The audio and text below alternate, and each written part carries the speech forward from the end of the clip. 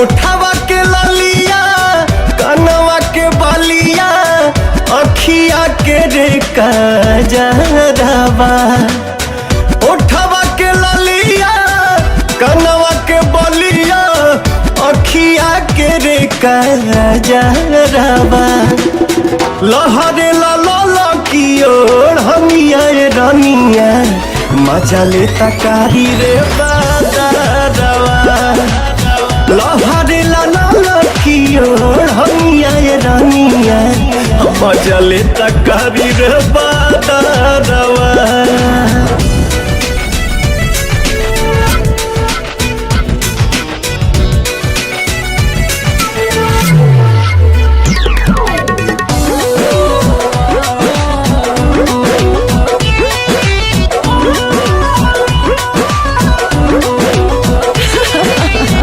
हंसलू त लागे केहू देत हो खेने बाता आ जिंदा जवानी बनौले रहस देवता देवता देवता।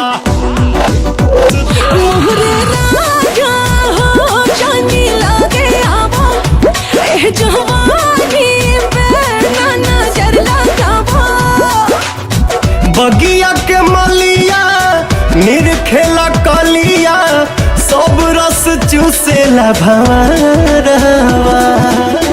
लहरे लाला की ओर हमिया रनिया मजा ले तकारी रे बादरवा।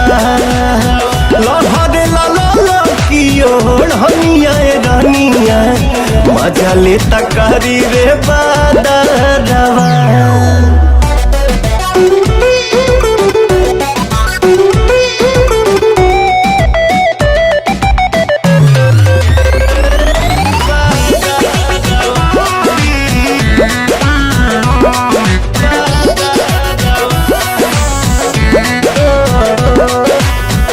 हटेला जब जब छतिया से परदा दर्द न सहे पावे कवनो भी मरदा।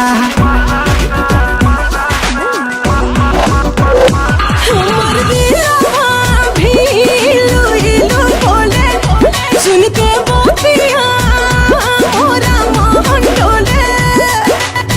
मोरनी के चलिया सेब यस गलिया गजबे के शोभेला सिंगारवा।